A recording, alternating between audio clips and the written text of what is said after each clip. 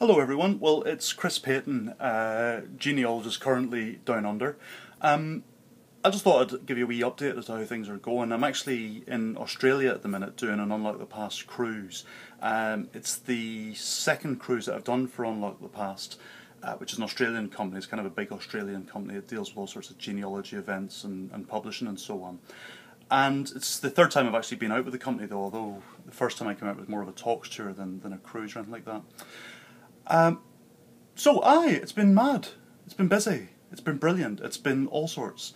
I flew out, this is what, Saturday, so 2 weeks ago I flew out, stopped off for a couple of days at my brother's house in Dubai.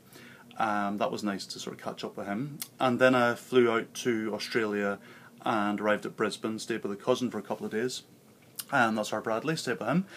And then we joined the boat. No, we didn't join the boat. We started off by doing a talk in Brisbane at a club I'd actually visited a couple of years ago, where I did a talk there too. So it was nice to catch up with a sort of few familiar faces, really.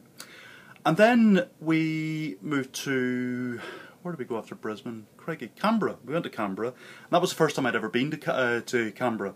I have to admit, a lot of people, whenever I say to them I was thinking about going to Canberra or going to do this thing in Canberra, people always seem to have a really bad impression of Canberra. I actually quite liked it. I don't know what it is. Maybe it's because it's a government city or something like that. But it seemed a nice enough place to me. I thought it was good. Dead on.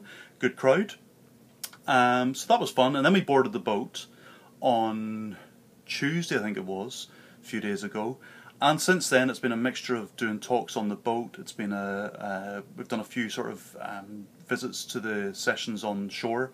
Myself and Thomas McEntee are doing a kind of a talks tour in between sort of sessions on the boat. So where have we been there? My God, we got on the boat at Sydney, we stopped off at Melbourne, we did a session in Melbourne, and that was quite fun because at the end of that session I actually did my 2 talks in the morning and then went to see my cousin and my uncle out at a place called Narrawarren. So we had a nice meal and sort of barbecue in the afternoon, got back to the boat in the evening. And then today, I've just literally got back about 20 minutes ago from Adelaide, and that's the first time I've been in Adelaide properly. Went to North Adelaide Football Club and we had a good session there. Quite a lot of people, I think we had about 80 people there today. Quite fun from my point of view because we'd actually run out of stock in terms of books that I'd written, so they restocked today at Adelaide because that's where the company's based, on Unlock the Past, only to sell out again. So there you go, that was, you know, quite fun. So I'm back on the boat now, but I thought what I'd do is just give you a wee sort of look around the cabin, give you an idea of the sort of thing, the sort of place that you stay at when you're doing these genealogy cruises. So if I just, let's see if I can swap the direction of this thing on a minute. No idea. Okay, I'll just turn around and we'll give you an idea of some of the things you can see. Now this is a origami monkey. Every night I come in, one member of the crew has put an origami animal somewhere in the room. I have no idea why, but they are quite funny. And we have all sorts of, it's quite a small room really. This is the entrance, so when you come in at the entrance here, and this is kind of a view of the room itself. So as you can see, it's quite small. You've got a nice wee sort of bed, there's a wee toilet area just in here, small but full of the comforts of home, you know, all the coffees and teas and stuff, and I've got all my laptops and all the rest of it plugged in, sitting working away. So we've got the run of the boat. We've actually, for the conference itself, every day that we're at sea we have a conference. There are 3 parallel talk streams on the go at the moment. So there's kind of a main room in the conference centre and then 2 sort of side rooms where other talks take place. And you've got a choice to sort of choose between which talks you want to attend, or you don't have to attend any talks at all. You can go and have a massage or go up the climbing wall or all sorts of nonsense on the boat. So it's fun and games. I've done a few talks on the boat so far. I actually did the opening talk, which was brilliant because there were no sort of parallel talks. So everybody was in the room at the same time. So we had a massive crowd for that. I think that was on British and Irish newspapers, if I remember correctly. And I've done a couple of I've done one Irish talk and a Scottish talk and a few other bits and bobs. So that's been a lot of fun. There's been a sort of intense talks programme for when we're at sea. But one of the other benefits about coming onto a genealogy cruise is that if, like many of the people I've met so far, you've got a brick wall with your Scottish or your Irish research, You've got people like me or other people around who deal with sort of genealogical inquiries to try and hammer out a research plan for you. So I basically have made a few appointments over the last few days and sat with people and talked through what they've already found. I had one wee woman a couple of days ago, and her and her husband, who had ancestry from Perth, and I was just blown away by the amount of work they'd done. It was brilliant, you know. So that was good, and there was a few wee things I could suggest that they could try in terms of furthering their research. I'm actually about to head on in a few minutes to go and meet another client, another delegate of the cruise, to sit and talk through her possible problems too, see if we can find a way through. Seems to be a lot more Scottish problems actually than usually. I kind of thought there might have been more Irish queries, so that's fine, because Scotland, I'm in the element, that's what I do. So it's been good crack so far. There's still a few days to go.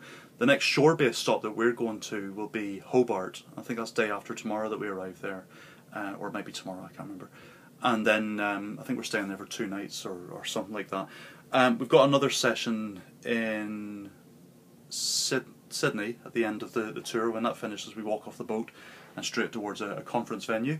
And then myself and Thomas and some of the Unlock the Past team will be flying out to Perth in Western Australia, and we'll do a final session there. And then I'm going to stay with my sister-in-law and her partner for her husband for a couple of days, and then fly back. Get back midday on a Tuesday, Wednesday morning, straight on a train down to London for Who Do You Think You Are Live. So I will be majorly jet lagged, and it's going to be quite funny to see what state my mind's in. Anyway, there's going to be more genealogy cruises from Unlock the Past in the near future. There's actually one sailing around the British Isles. I'm not going to be doing that one, but there are a few people. I think Marie Dugan's one from Scotland who's going to be involved in that, and a couple of other people. But then next year, what the team's planning to do is, it's still to be decided, but they're hoping to do a Baltic cruise setting off from Britain. There's possibility they might do two cruises around the Baltic setting off from Britain, one early in the summer and one later in the summer. It looks like I might be doing one of those as well, so that should be good crack. But there's many other cruises as well. I mean, the majority of the cruises from Unlock the Past are actually down under. So if you go to the website www.unlockthepastcruises.com, you get an idea of the sort of range of things that they're trying to do. Alan Phillips, who runs the company, does a wee presentation on the shore-based stops, and one of the things they're talking about is possibly doing a cruise from London, get this, to Australia. That's a seriously long boat trip. So that's certainly something that they're aiming for in due course, and they might be doing one from, I think, Britain over to America as well. So lots of things happening, but if you've no idea what a genealogy cruise is, it's a conference at sea. You get lots of decent food, you get lots of good genealogical advice. I'm not sure which is more important, but the food is nice. So there, and if you're not on the cruise but you're in Australia, there's still time to come to some of these sessions that myself and Thomas and some of the Unlock the Past team are actually doing as well. We're going to be at Hobart and at Sydney and Perth, so just go to the main Unlock the Past website to find details of those. That's www.unlockthepast.com.au. That's a slightly separate web address to the cruises website. Anyway, just a wee flavour of what we've got going on here. We've got mad origami animals, we've got very nice wee rooms, and you've got a very sort of tired wee genie at the minute who needs to go off now and talk to one of the delegates about a little Scottish problem. So anyway, maybe I'll get a chance to update you again at some point. Ciao for now.